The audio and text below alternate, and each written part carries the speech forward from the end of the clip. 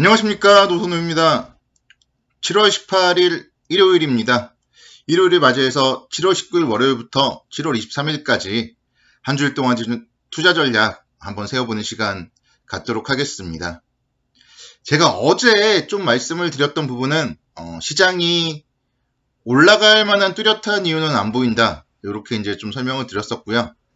하루 정도 이제 지난 상황을 통해서 설명을 드리자면 역시나 마찬가지로 하루 동안도 제가 좀 올라갈 이유는 찾지를 못했습니다. 다만 여러분들께 이제 말씀드리고 싶은 건 하락할 이유도 찾지를 못했어요. 그래서 시장은 아마도 일주일 동안 또다시 좀 박스권의 움직임이 지속되지 않을까, 이렇게 이제 좀 말씀을 드리도록 하겠습니다. 아무래도 이제 우리나라니까요. 제일 중요한 거는 21일 수요일 날 7월 1일부터 20일까지의 또 수출입 통계, 이 부분에 대해서 좀 생각을 해보고 주목을 해봐야 될 것 같고, 지금 사실 이제 코로나 4차 대유행이 문제잖아요. 그래서 이 코로나 4차 대유행의 어떻게 영향을 미칠지 한번 또 체크를 해봐야 되겠습니다. 1차적으로는 사실 4차 대유행과 관련하여서는 7월 9일 금요일 날 주가에 어느 정도 반영이 되었어요. 수도권의 거리두기 강화 이런 부분들은 7월 9일 날 주가에 이제 어느 정도 반영이 되었고, 지난주 내내 일주일 동안 사실 1000명대에서 계속 1400명, 1500명 움직였지만 유지를 했기 때문에 뚜렷하게 좀 악재로서 작용을 하진 않았습니다. 그렇기 때문에 이번 주에도 전반적으로 봤을 때 코로나 4차 대유행에 대한 영향은 제한적일 거다, 그렇게 이제 해석을 하는 게 맞을 것 같고요. 이 부분이 이제 호재로 둔갑을 하려면 주말 효과 등이 좀 끝난 가운데서 화요일이나 수요일, 수요일, 목요일 이 코스로 해서 좀 1000명대 이하로 줄어들어서 지금의 수도권 거리두기 4단계의 효과가 나타난다면 좀 시장에 긍정적인 영향을 미칠 수 있지 않을까, 그렇게 이제 말씀드리겠습니다. 만약에 그 효과가 별로 없다면은 이 4단계를 계속 연장하고 그랬을 경우에는 계속적으로 좀 피로감이 쌓일 수도 있고, 아무래도 이제 경제 활성화나 이런 게 늦어질 수가 있기 때문에 시장은 계속적으로 좀 박스권에 갇히거나 또는 박스권을 하향 이탈할 수도 있겠죠. 그래서 확진자 수에 대해서도 좀 잘 체크를 해봐야 되지 않을까, 이렇게 이제 말씀을 드릴 수 있겠습니다. 이제 코로나 관련해서는 국내 내수가 문제인 거고요. 사실 국내 기업들은 수출 기업들이 많기 때문에 수출주들의 실적과 관련된 부분, 그렇기 때문에 7월 21일 오전에 발표할 7월 1일부터 20일까지의 누적 수출 수입 통계 주목을 해서 살펴봐야 될 것 같습니다. 미국 쪽으로 보면요, 월요일날 주택시장 지수 발표가 있습니다. 그래서 이 주택시장의 가열, 미국 시장의 미국의 주택 어떻게 움직이는지 상당히 좀 중요할 것 같고요. 이제 그와 관련된 부분은 또 연준의 테이퍼링 이런 부분들이 영향을 미칠 수가 있기 때문에요. 7월 19일 월요일에 미국의 주택시장 지수와 함께 미국 시장의 움직임 체크를 해봐야 될 것 같습니다. 그 외에 IMF 세계 전망 보고서라던가 또 주간 신규 실업수당 청구 건수 이런 부분들은 매주 이제 발표되는 부분이고요. 금요일날 같은 경우 이제 일본 도쿄올림픽 개막 예정되어 있습니다. 그렇기 때문에 사실 요즘에 이제 국내 주시장, 일본 시장과도 민감하게 영향을 미치잖아요. 그래서 일본에서의 확진자 수라던가 정말 만에 하나 만약에 1%의 경우라도 도쿄올림픽 개막 자체가 잘 안 된다던가 정말 그렇게 된다면 또 큰일이겠죠. 그렇기 때문에 일본 시장에 대한 움직임, 일본의 확진자 수도 좀 체크를 해봐야 되겠습니다. 제일 중요한 거는 이제 실적이죠. 그래서 2분기 실적 발표 시즌이 본격화된다. 이 부분에 대해서도 여러분은 좀 촉각을 세워야 됩니다. 7월 21일 수요일 날 대한민국의 대표 조선주 한국조선해양이라든가 현대미포조선 실적 발표가 있습니다.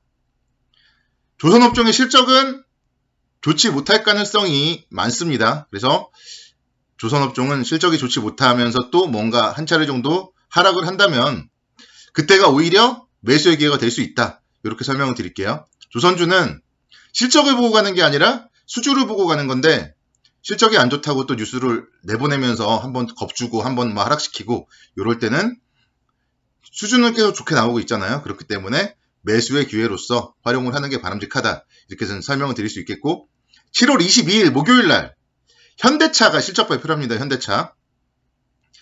자동차 관련주들은 이번 실적 발표를 좀 기회로서 활용을 해야 됩니다. 2분기에 자동차 관련주들은 실적이나 이런 부분들이 생각보다는 좋게 나올 수가 없었어요. 왜냐하면 차량용 반도체 쇼티지 이런 문제들이 있었기 때문에 그렇게 막 1분기 실적 발표할 때 기대감 이런 부분들만큼은 실적이 나오진 않을 거예요. 그렇지만 역으로 이제 역시 그런 부분들이 재료가 노출이 되면은 매수의 기회로서 활용을 하는 게 바람직해 보입니다. 특히 이제 자동차 같은 경우 뭐 3분기, 4분기 계속적으로 좀 그래도 안정적인 실적이 나올 것이고요. 차량용 반도체 쇼티지 이런 부분들도 서서히 해소 국면으로 좀 접어들면서 3분기 실적이라든가 이런 부분들은 좀 기대감을 가져도 좋다. 이렇게 이제 설명을 드릴 수 있겠습니다.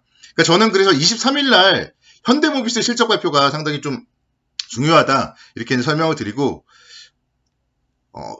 사실 뭐 이거를 뭐 제가 확답을 드릴 수는 없겠지만 다음 주 일요일 날 같은 경우에는 좀 관심 종목으로 저는 현대모비스는 좀 한번 꼽아보려고 생각을 하고 있습니다. 2분기 실적 노출이 되면은 3분기에 대한 기대감 바탕으로 해서 현대모비스는 좀 관심 있게 지켜보자.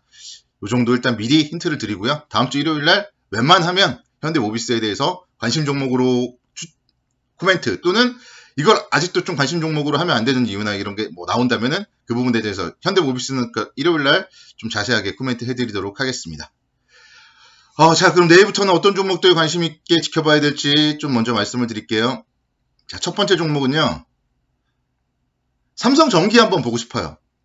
그러니까 제가 2주 전에는 포스코라던가 금호석유라던가 좀 가치주 쪽에 말씀드렸어요. 그래서 그들 종목들에 대해서는 지금도 사실 뭐 시세라던가 이런 게 난 것도 아니고 그렇다고 뭐 꺾인 것도 아니에요. 그래서 포스코, 금호석유 이 두 종목을 가치주의 대표주자로 포트폴리오에 넣어두시면 좋다. 이렇게 이제 말씀드리겠고 그렇다면은 성장주도 좀 넣어야 되지 않냐. 그런 관점에서 제가 삼성전기를 말씀드립니다. 그래서 지금은요.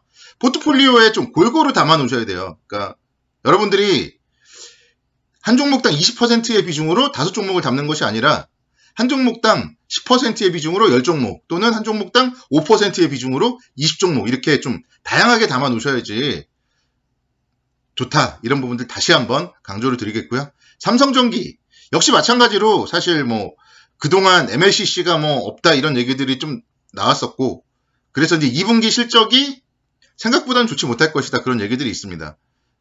그래도 2분기 영업이익은 3천억 정도 일단 예상은 되고 있고 3분기에는 역시 마찬가지로 2분기보다 더 나은 실적이 좀 기대가 된다. 이렇게 이제 설명을 드릴 수 있겠습니다. 주가의 움직임 보시면요. 1월 달에 22만 원대 움직였는데 쭉쭉 밀리더니 16만 원대에서 바닥을 형성했고요. 지금은 이제 18만 원대예요. 저점을 조금씩 높여갔죠.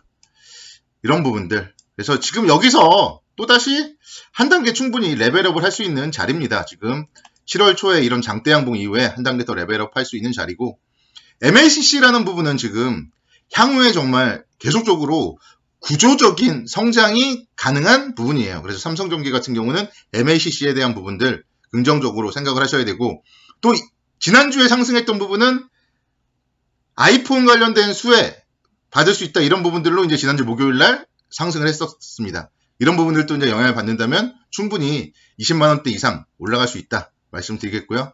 그래서 삼성전기는 21만 원 정도 목표가. 그래서 시장이 상승한다면 이런 성장주들을 좀 시장이 이끌어가지 않을까 이렇게 이제 설명을 드리겠고 손절가는 최근의 저점 17만 7천 원 정도 잡으시면은 그래도 좀 안정적으로 이게 왜냐면 성장주기 때문에 꺾이면은 조심해야 돼요. 그렇기 때문에 손절가도 좀 잘 지켜줘야 된다. 이렇게 설명을 드리겠습니다. 자, 두 번째 종목은요. 제가 좀 정말 고심을 했는데요. 역시 삼성가의 삼성증권을 좀 설명을 드리고 싶습니다. 주가의 움직임이 좀 최근에는 지지부진하지만 그래도 지난주 후반부에 좀 다시 한번 반등하려는 그런 움직임을 보였고 올해 주당 배당이 한 3,000원 정도 이상 전망이 되고 있는 기업이에요. 그래서 은행에 예금하지 말고 삼성증권을 지금 가격에 사놓으면 배당 수익률이 7%대 이상 나오는 기업입니다. 그래서 연말까지 길게 보고 삼성증권 고배당 관련주로서 좀 관심 있게 지켜보자. 이렇게 이제 설명을 드리겠고 실적 역시 마찬가지로 상당히 나오는 기업이에요. 자산관리나 이쪽에 워낙 강점이 있기 때문에 그래서 삼성증권에 대해서 좀 관심 있게 지켜봤으면 좋겠다. 이렇게 말씀을 드리겠습니다. 한 주일 동안도 성공투자를 기원하겠습니다. 감사합니다.